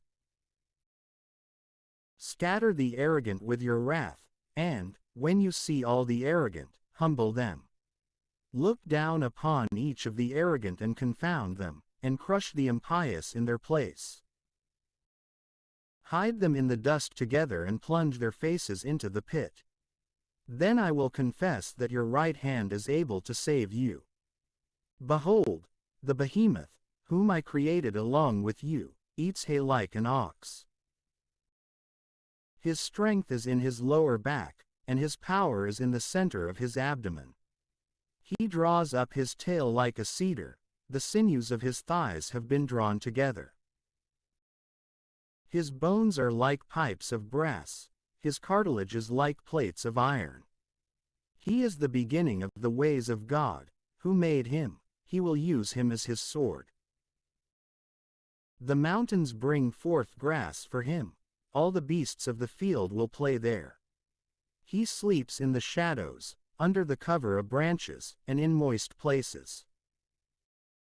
The shadows cover his shadow, the willows of the brook will encircle him. Behold, he will drink a river and not be amazed, and he has confidence that the Jordan could flow into his mouth.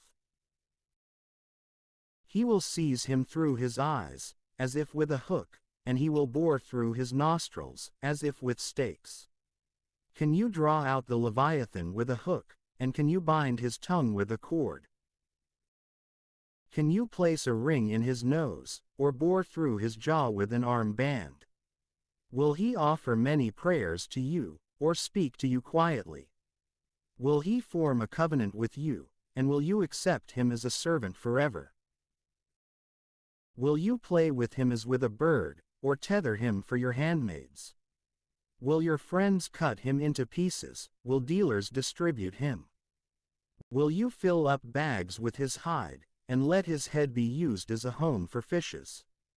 Place your hand upon him. Remember the battle and speak no more.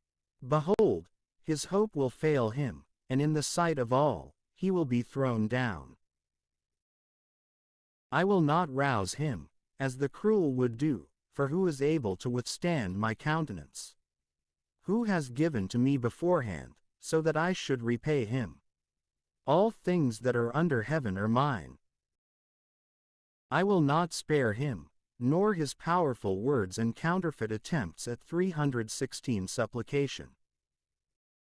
Who can reveal the beauty of his garment?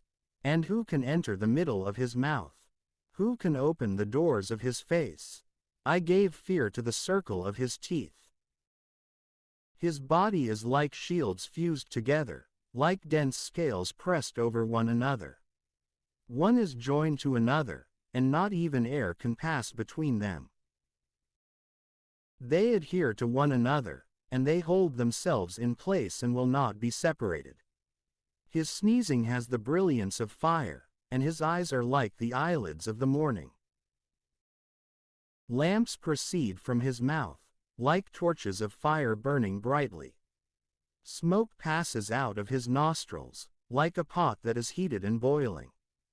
His breath causes coal to burn, and a flame comes forth from his mouth.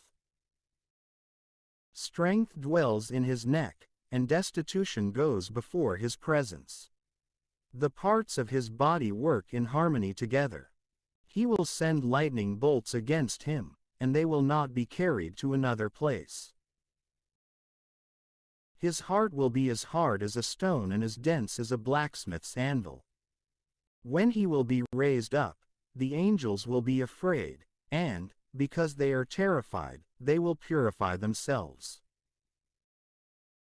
When a sword catches up with him, it will not be able to settle in, nor a spear, nor a breastplate.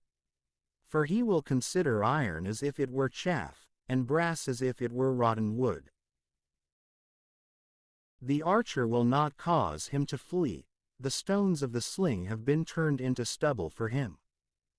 He will treat the hammer as if it were stubble, and he will ridicule those who brandish the spear. The beams of the sun will be under him, and he will dispense gold to them as if it were clay. He will make the depths of the sea boil like a pot, and he will set it to bubble just as ointments do. A path will shine after him, he will esteem the abyss as if it were weakening with age. There is no power on the earth that is being compared to him, who has been made so that he fears no one. He sees every prominent thing, he is king over all the sons of arrogance. Then Job, responding to the Lord, said, I know that you are able to do all things, and that no thoughts are hidden from you. So, Who is it that would disguise a lack of knowledge as counsel? Therefore, I have been speaking foolishly, about things whose measure exceeds my knowledge. Listen, and I will speak. I will question you, and you may answer me. By paying attention with the ear, I have heard you, but now my eye sees you. Therefore, I find myself reprehensible, and I will do penance in embers and ashes. But after the Lord had finished speaking these words to Job, he said to Eliphaz the Themanite, My wrath has been kindled against you, and against your two friends, because you have not been speaking correctly in my eyes, as my servant Job has done. Therefore, have 7 bulls and 7 rams brought to you, and go to my servant Job, and offer these as a holocaust for yourselves. But also, my servant Job will pray for you, I will accept his face, so that foolishness will not be imputed to you. For you have not been speaking correctly about me, as my servant Job has done. So Eliphaz the Themanite, and Baldad the Suhite, and Zophar the Naamathite departed, and they did just as the Lord had spoken to them, and the Lord accepted the face of Job. Likewise, the Lord was moved by the repentance of Job, when he prayed for his friends. And the Lord gave to Job twice as much as he had before. Yet all his brethren came to him, and all his sisters, and everyone who had known him before, and they ate bread with him in his house. They also shook their heads over him and comforted him, because of all the bad things that God had inflicted on him. And each one of them gave him 1 female sheep, and 1 earring of gold. And the Lord blessed the latter end of Job even more than his beginning. And he had 14,000 sheep, and 6,000 camels, and 1,000 pairs of oxen, and 1,000 she-donkeys. And he had 7 sons and 3 daughters. And he called the name of one, Daylight, and the name of the second, Cinnamon, and the name of the third, Horn of Cosmetics. And, in the whole world, there were not found women so beautiful as the daughters of Job. And so their father gave them an inheritance along with their brothers. But Job lived long after these events, for 140 years, and he saw his children, and his children's children, all the way to the 4th generation, and he died an old man and full of days.